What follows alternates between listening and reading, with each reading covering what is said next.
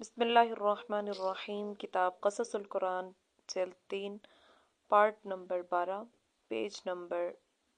125۔ نیز حکومت کے متعلق اس کا عقیدہ وہی تھا جو ایک صالح اور نیک بادشاہ کا ہونا چاہیے۔ چنانچہ یونانی مورخ کی سیاز لکھتا ہے، اس کا عقیدہ یہ تھا کہ دولت بادشاہوں کے ذاتی عیش و آرام کے لیے نہیں ہے، بلکہ اس لیے ہے کہ رفاہ عالم کے کاموں میں صرف کی جائے اور ماتحتوں کو اس سے فائدہ پہنچے۔ انسائکلوپیڈیا برٹانیکا مضمون سائرس مشرقی مہم۔ یہی مورخ ہیروڈوٹس بیان کرتا ہے کہ گورش نے ابھی بابل کو فتح نہیں کیا تھا کہ اس کو ایران کے مشرق میں ایک اہم معرکہ آرائی پیش آئی، کیونکہ مشرق بعید کے بعض وحشی اور صحرا نشین قبائل نے سرکشی اور بغاوت کی تھی، اور یہ باختر بیکٹیریا کے قبائل تھے، اور بعض تاریخی حوالہ جات سے یہ تصریح بھی ملتی ہے جس مقام کو آج کل مکران کہتے ہیں، اس جگہ کے خانہ بدوش قبائل نے یہ سرکشی کی تھی۔ یہ مقام بلا شبہ ایران کے لیے مشرق بعید کا حکم رکھتا ہے، اس لیے کہ اس کے بعد پہاڑ ہیں جنہوں نے آگے بڑھنے کے لیے راہ روک دی ہے۔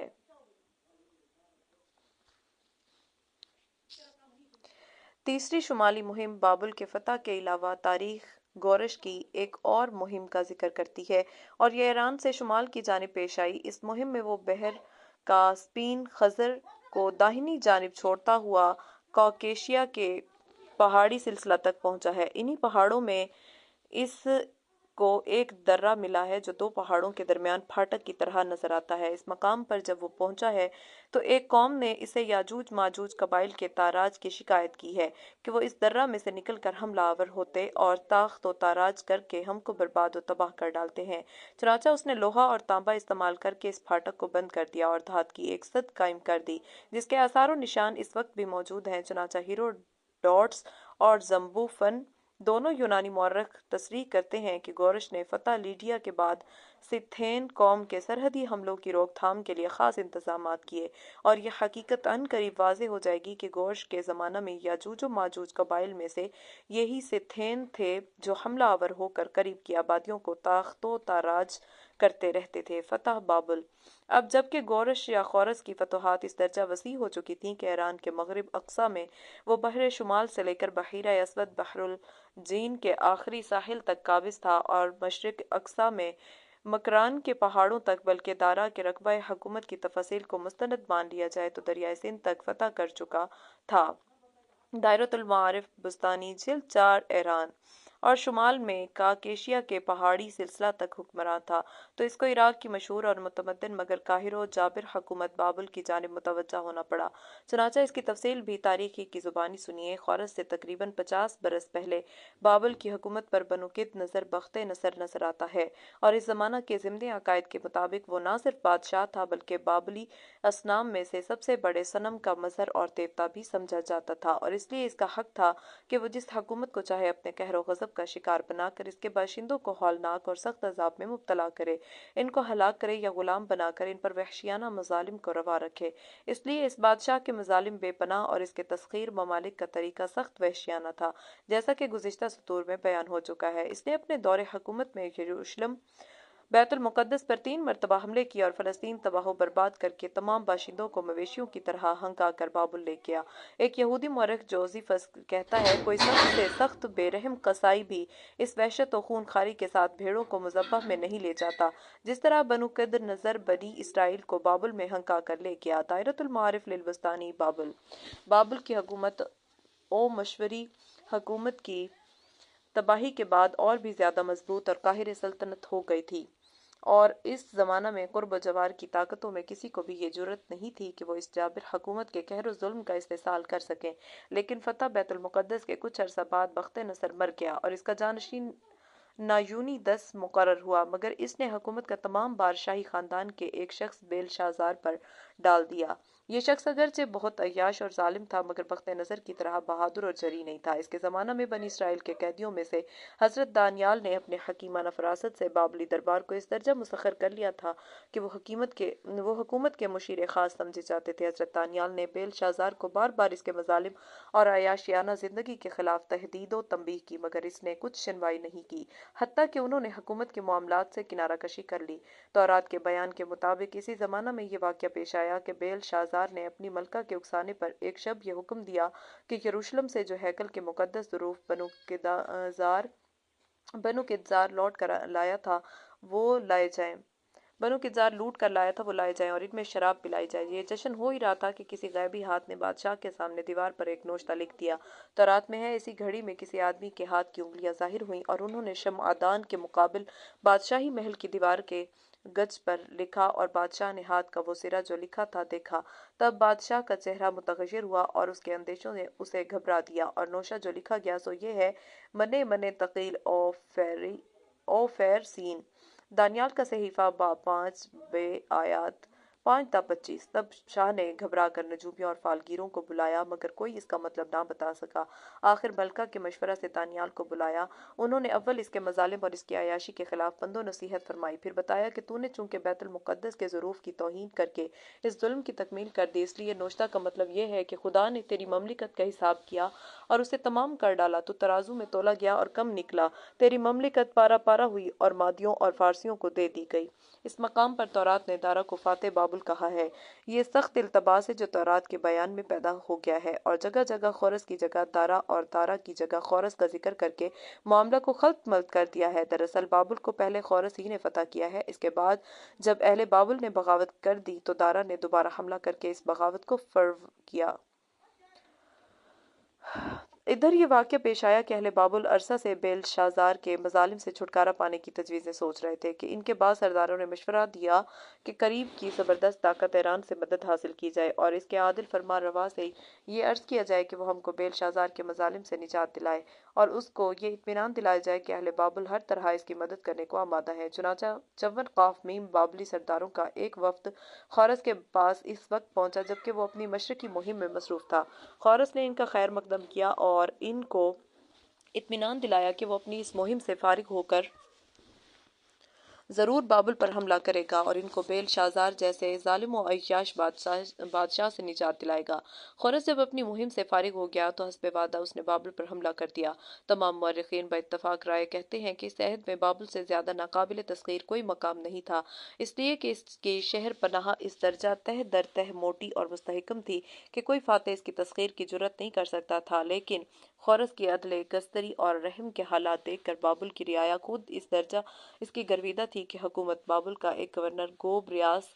قداس کے ہمراہ تھا، اور بقول ہیروڈوٹس اسی نے خورس کے ہاں تک پہنچنے سے پہلے ہی شہر فتح ہو گیا اور بیر شازار مارا گیا۔ اس مقام پر تورات نے دارا کو فاتح بابل کہا ہے۔ یہ سخت التباس ہے جو تورات کے بیان میں پیدا ہو گیا ہے اور جگہ جگہ خورس کی جگہ دارا اور دارا کی جگہ خورس کا ذکر کر کے معاملہ کو خلط ملط کر دیا۔ دراصل بابل کو پہلے خورس ہی نے فتح کیا۔ اس کے بعد جب اہل بابل نے بغاوت کر دی تو دارا نے دوبارہ حملہ کر کے اس کو بغاوت کو فرو کیا۔ خورس کا مذہب۔ خورس کے مذہب کے متعلق تورات اور تاریخ دونوں متفق ہیں کہ جس طرح اس نے ایران کے منقسم حصوں اور چھوٹی چھوٹی ریاستوں کو متحد کر کے ایک بڑی شہنشاہیت قائم کی اور دوسروں کی سطوت و حکومت کے تابع ہونے کے بجائے بابل کو نینوا کی زبردست طاقتوں کو اپنا تابع فرمان بنایا، اور جس طرح وقت کے جابر و قاہر شہنشاہوں کے برعکس اس نے عدل و رحم پر اپنی حکومت کو مستحکم اور استوار کیا، اسی طرح وہ دین و مذہب کے بارے میں بھی ایران کے مروجہ مذہب کے خلاف دین حق کا تابع اور ایمان باللہ اور توحید الہی کا داعی تھا۔ چنانچہ عزیر علیہ السلام کی کتاب میں تعمیر بیت المقدس سے متعلق اس کا یہ واضح اور صاف اعلان مذکور ہے، اور شاہ فارس خورس کی سلطنت کے پہلے برس میں اس خاطر کہ خداوند کا کلام جو یرمیاہ کے منہ سے نکلا تھا پورا ہوا، خداوند نے شاہ فارس خورس کا دل ابھارا کہ اس نے اپنی تمام مملکت میں یہ منادی کرائی کہ اور اسے قلم بند بھی کرایا۔ فرمایا شاہ فارس خورس یوں فرماتا ہے کہ خداوند آسمان کے خدا نے زمین کی ساری مملکتیں مجھے بخشیں اور مجھے حکم کیا ہے کہ یروشلم کے بیچ جو یہودا میں ہے اس کے لیے ایک مسکن بناؤ، بس اس کی قوم میں سے تمہارے درمیان کون کون ہے اس کا خدا اس کے ساتھ ہو اور وہ یروشلم کو جو شہر یہودا ہے جائے اور خداوند اسرائیل کے خدا کا گھر بنائے کہ وہی خدا ہے جو یروشلم میں ہے۔ باب 1 آیات 1 تا 4۔ مجھ خورس بادشاہ نے خدا کے گھر کی بابت جو یروشلم میں ہے حکم کیا کہ وہ گھر اور وہ مکان جہاں قربانیاں کرتے ہیں بنایا جائے، اور خدا کے گھر کے سنہرے اور روح پہلے برتن بھی جنہیں بنو نظر یروشلم کے ہیکل میں سے نکال لایا اور یروشلم کے ہیکل میں اپنی اپنی جگہ میں پہنچائے جائیں اور خدا کے گھر میں رکھے جائیں۔ باب 6 آیات 1 تا 5۔ خورس کی منادی اور نوشتہ کے نشان زدہ جملوں کو پڑھیے اور پھر فیصلہ کیجیے کہ ان مضامین میں صرف یہ اعلان نہیں ہے کہ یہود کو نجات دلا کر بیت المقدس کی تعمیر کی بھی اجازت دی جاتی ہے، بلکہ اس سے زیادہ یہ بھی ہے کہ مجھ کو خدا نے یہ حکم کیا ہے کہ میں اس کا گھر دوبارہ تعمیر کروں، اور یہ کہ خدا اسی ہستی کا نام ہے جو یروشلم کا خدا ہے اور بیت المقدس خدا کا مقدس گھر ہے۔ اب اسی کے ساتھ اس کے جانشین دارائے اول کا وہ فرمان بھی ملاحظہ ہو جو یہودیوں کی اس عرضی کے جواب میں دیا گیا ہے، جس میں بعض صوبہ داروں کی شکایت کی کہ وہ بیت المقدس کی تعمیر میں آڑے آتے ہیں۔ دارا لکھتا ہے، پس نہر پار کے صوبہ دار تنتی اور شتر بوزنی اور ان کے افار سکی رفیق جو نہر پار ہوں، تم وہاں سے دور ہو جاؤ، تم اس بیت اللہ کے کام میں دست اندازی مت کرو۔ یہودیوں کا ناظم اور یہودیوں کے بزرگ لوگ خدا کے گھر کو اس کی جگہ تعمیر کریں، پر ہو خدا جس نے اپنا نام وہاں رکھا ہے، سب بادشاہوں اور لوگوں کو جو اس حکم کو بدل کے خدا کا وہ گھر جو یروشلم میں ہے بگاڑنے کو ہاتھ بڑھاتے ہوں غارت کرے۔ میں دارا حکم دے چکا، اس پر جلد عمل کرنا چاہیے۔ اعتراف باب 6۔ اس فرمان دارا نے بلند آہنگی کے ساتھ یہ ظاہر کیا ہے کہ بیت المقدس بلا شبہ بیت اللہ ہے، اور وہ بد دعا کرتا ہے کہ بادشاہ ہو یا معمولی شخص جو بھی اس بیت اللہ کو خراب کرنے کا ارادہ کرے، خدا اس کو غارت کرے۔ تورات کی انصاف اور واضح شہادتوں کے بعد جو خورس کا مسلمان ہونا ظاہر کرتی ہیں، اب چند تاریخی شہادتیں بھی قابل مطالعہ ہیں۔ دارا نے اپنے زمانہ حکومت میں ایک اہم تاریخی کام یہ کیا ہے کہ پہاڑوں کی مضبوط چٹانوں پر کتنے نقش کر دیے ہیں جو اس کے اور خورس کے عہد زرعی کو روشنی میں لاتے ہیں۔ ان مختلف کتبات میں سے ایک کتبہ ایران کے مشہور شہر استخر میں دریافت ہوا ہے۔ یہ کتبہ قدیم تاریخ کا نادر ذخیرہ سمجھا جاتا ہے، کیونکہ اس میں دارا نے اپنے تمام مفتوحہ ممالک اور صوبوں کے نام تک گنا دیے ہیں اور ایسی تفصیلات دی ہیں جن سے ان کے مذہب و عقیدہ اور طریق حکومت تک پر روشنی پڑتی ہے۔ چنانچہ اسی کتبہ میں دارا کا یہ عقیدہ مذکور ہے، خدائے برتر ہو رموزہ ہے، اسی نے زمین پیدا کی، اسی نے آسمان بنایا، اسی نے انسان کی سعادت بنائی، وہی ہے جس نے دارا کو بہتوں کا تنہا حکمراں اور آئین ساز بنایا۔ احور موزدہ نے اپنے فضل و کرم سے مجھے بادشاہت دی اور اسی کے فضل سے میں نے زمین میں امن و امان قائم کیا ہوا۔ میں احور موزدہ سے دعا کرتا ہوں کہ مجھے، میرے خاندان کو اور ان تمام ملکوں کو محفوظ رکھے۔ اے احور موزدہ، میری دعا قبول کر۔ اے انسان اور موزدہ کا تیرے لیے حکم ہے کہ برائی کا دھیان نہ کر، صراط مستقیم کو نہ چھوڑ، گناہ سے بچتا رہے۔ ترجمان القرآن ماخوذ از مجار البن فانو کریست مناریز آف دا اشنٹ ایسٹرن۔ دارا کے کتبات میں استخر کے کتبہ سے بھی زیادہ اہمیت اس کے کتبہ بے ستون کو حاصل ہے۔ اس میں اس کے گوماتا مجوسی کی بغاوت اور اپنے سریر آرائے سلطنت ہونے کا واقعہ تفصیل کے ساتھ تحریر ہے۔ دارا نے اس کتبہ میں گوماتا کو موگوش مجوسی اور اس کے مقابلہ میں کامیابی حاصل ہونے کو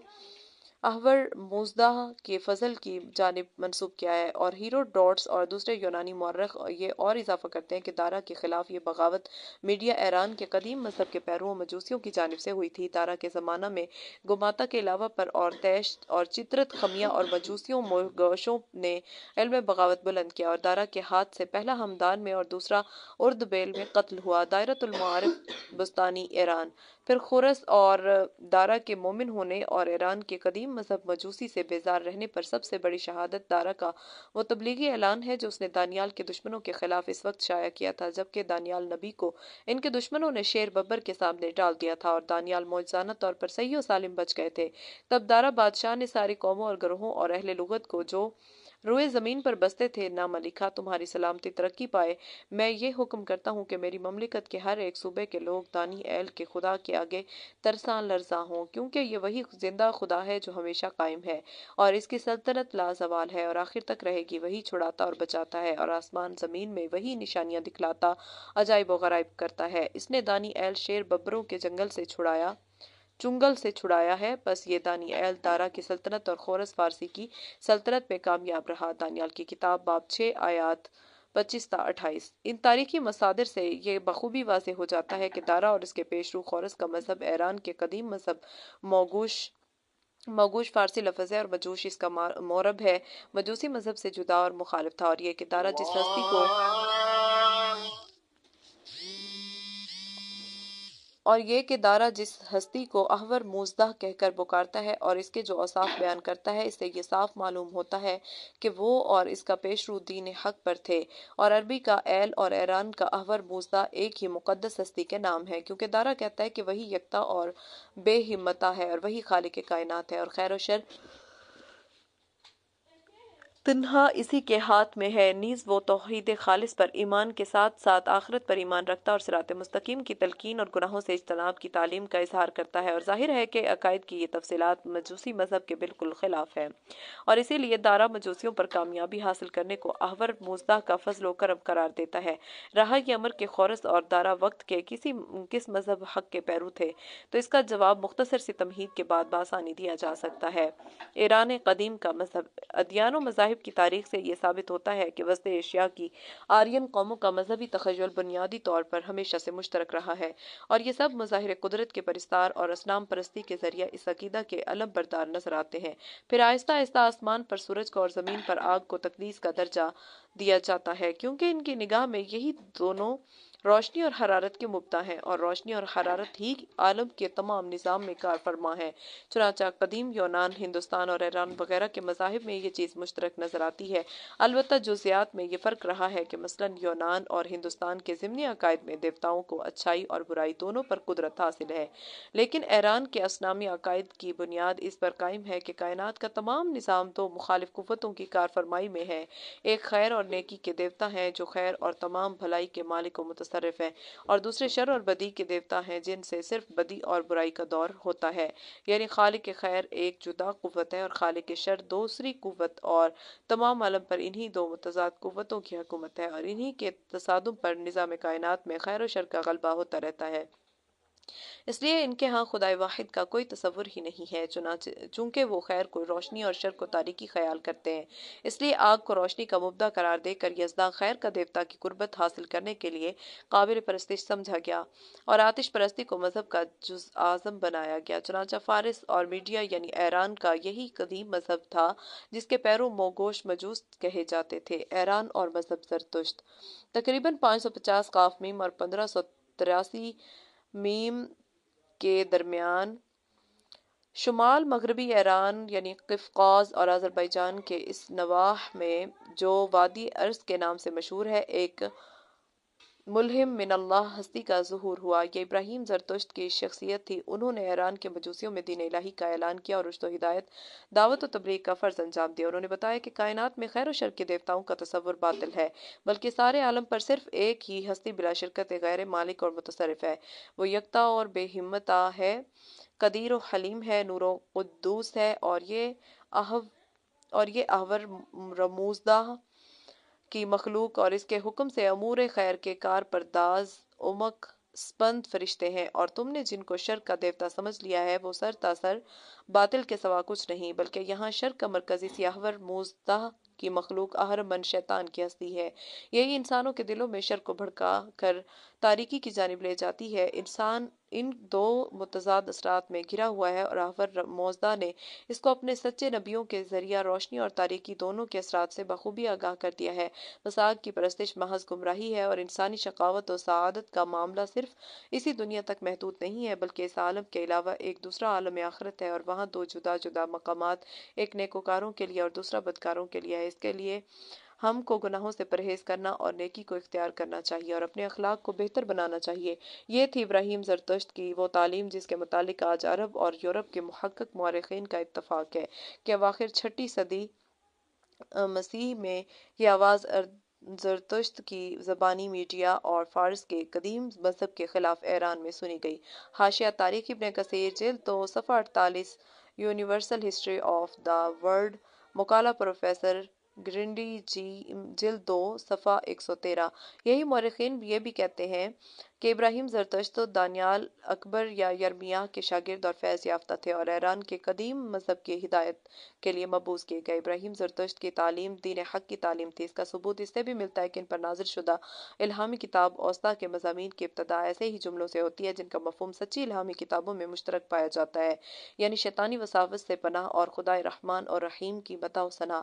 چنانچہ قرآن سے قبل کی الہامی کتابوں کی طرح اوسطیٰ بھی محرف ہو چکی ہے، تاہم اس میں یہ جملے اب بھی محفوظ ہیں جن سے مضامین کی ابتدا ہوتی ہے اور دساتیر آسمانی میں ان کو اس طرح نقل کیا گیا ہے: ایک حوضہ میم ف مزدان حز حزماس ہر شیو ہر دیور پناہیم با یزداں احور موزدہ از منش زشت وخوے بد گمراہ کندہ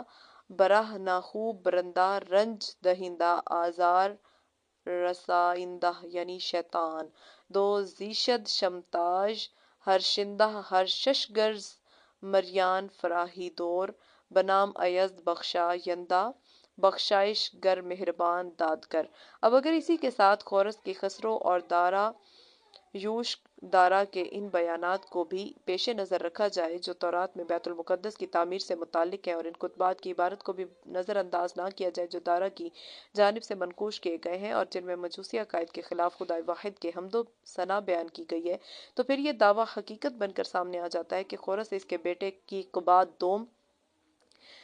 کم بی سیز کی قباد خورس کے باپ کا نام بھی ہے اور بیٹے کا بھی کم بی سز، اور دارا کا مذہب بلا شبہ ایران کے قدیم مذہب مجوسی مذہب کے خلاف دین حق کا مذہب تھا، اور جبکہ تحقیق سے یہ ثابت ہو چکا ہے کہ ابراہیم زرتشت اور خورس کے عرش کا زمانہ ایک رہا ہے اور خورس اور دارا کے عقائد زرتشت کی تعلیم کے عین مطابق ہیں، تو اس سے صاف معلوم ہوتا ہے کہ خورس پہلا بادشاہ ہے جس نے ایران کے قدیم مذہب مجوسی مذہب کے خلاف دین حق کو قبول کیا۔ اور کچھ تعجب نہیں کہ یہود کو خورس کے ساتھ اس درجہ شغف کی ایک وجہ یہ بھی ہو کہ خورس ایسے مذہب کا پیرو تھا جو ان کے نبی دانیال اکبر یا یرمیاہ کے شاگرد اور فیض یافتہ ہادی زرتشت کی جانب منسوب ہے۔ مگر یہ بھی حقیقت ہے کہ زرتشت کی تعلیم حق کو ایران زیادہ دیر تک قائم نہ رکھ سکا، اور دارا پر حملہ اسکندر کے بعد یعنی ایران کے پہلے عہد تاریخی کے ختم پر وہ بھی مسخ اور محرف کر دیا گیا۔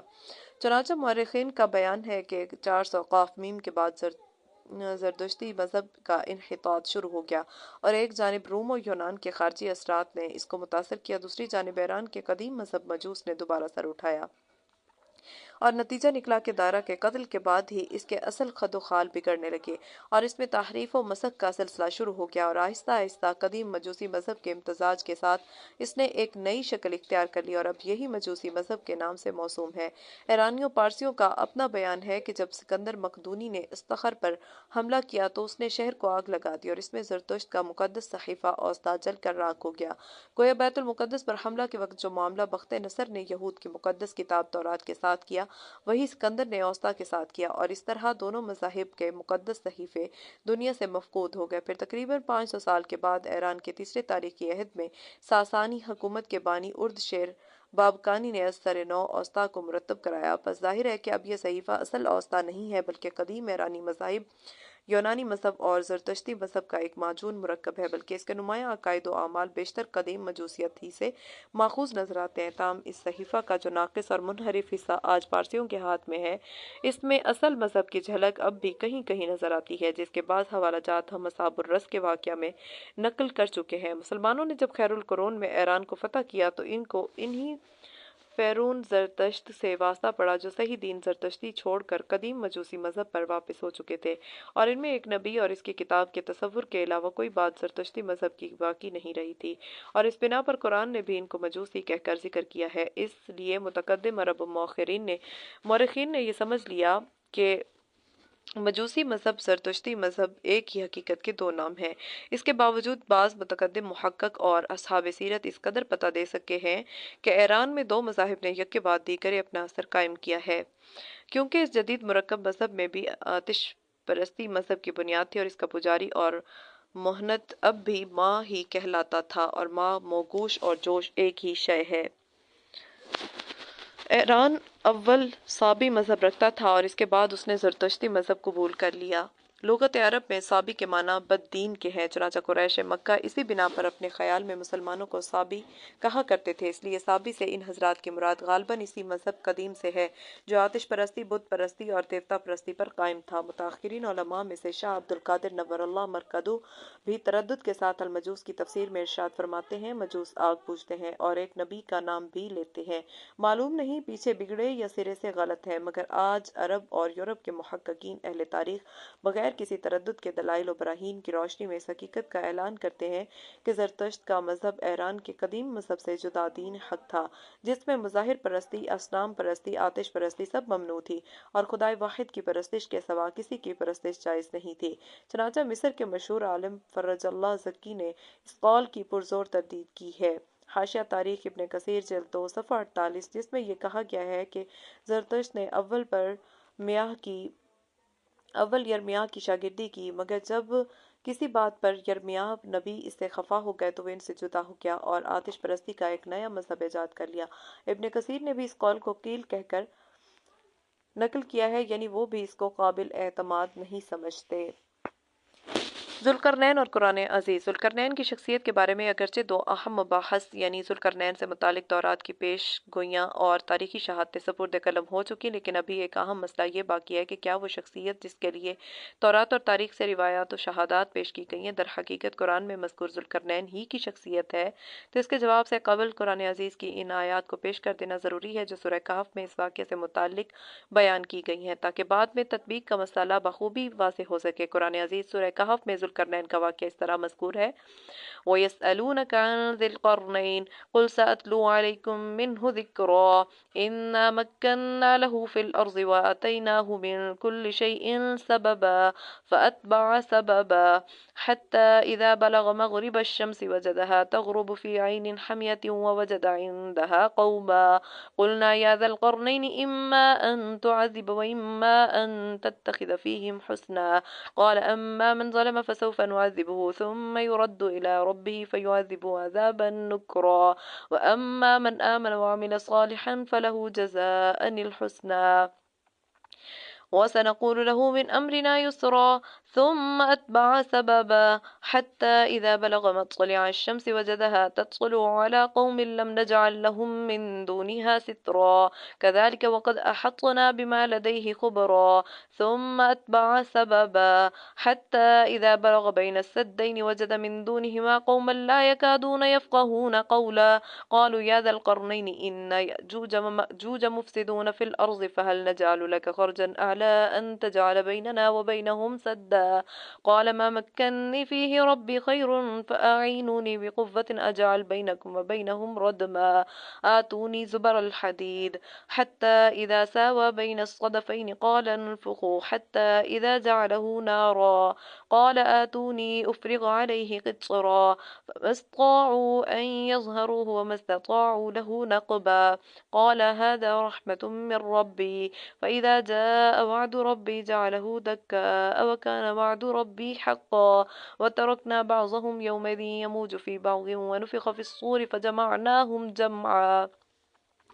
اے پیغمبر، تم سے ذوالقرنین کا حال دریافت کرتے ہیں، تم کہہ دو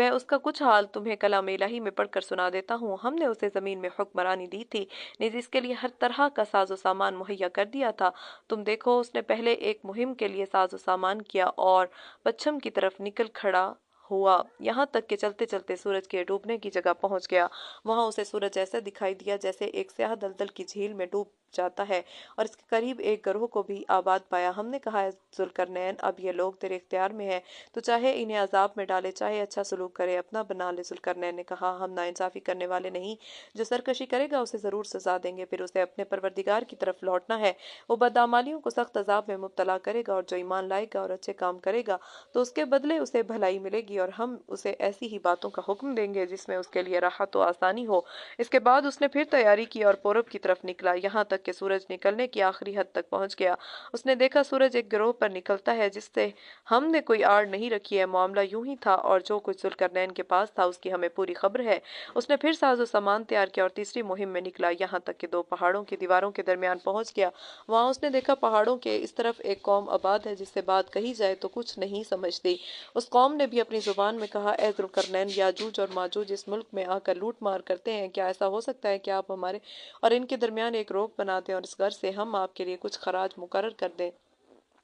ज़ुल्करनैन ने कहा, मेरे परवरदिगार ने कुछ मेरे कब्ज़ा में दे रखा है, वही मेरे लिए बेहतर है। तुम्हारे खराज का मोहताज नहीं, मगर तुम अपनी कुव्वत से इस काम में मेरी मदद करो। मैं तुम्हारे और याजूज और माजूज के दरमियान एक मजबूत दीवार खड़ी कर दूंगा। इसके बाद उसने हुक्म दिया, लोहे की सलीस मेरे लिए मुहैया कर दो। फिर जब तमाम सामान मुहैया हो गया और दोनों पहाड़ों के दरमियान दीवार उठाकर इनके बराबर बुलंदी कर दी, तो हुक्म दिया, भट्ठियां सुलगाओ और इसे धोंको। फिर जब इस कदर धोंका गया कि बिल्कुल आग की तरह लाल हो गई, ना तो याजूज माजूज इस पर चढ़ सकते थे, ना इसमें सुरंग लगा सकते थे। जुल्करनैन ने तकमीलकार के बाद कहा, ये जो कुछ हुआ तो फिल हकीकत मेरे परवरदिगार की मेहरबानी है। जब मेरे परवरदिगार की फरमाई हुई बात ज़ुहूर में आएगी तो वो इसे ढहाकर रेजा रेजा कर देगा, और मेरे परवरदिगार की फरमाई हुई बात सच है, टलने वाली नहीं। और इस दिन हम ऐसा करेंगे कि उनमें से एक कौम दूसरी कौम पर मौजों की तरह आ पड़ेंगी और फूंका जाए नरसिंघा सूर, बस इकट्ठा करेंगे हम उनको। सूरह कहफ पारा 16 रुकू नंबर 11।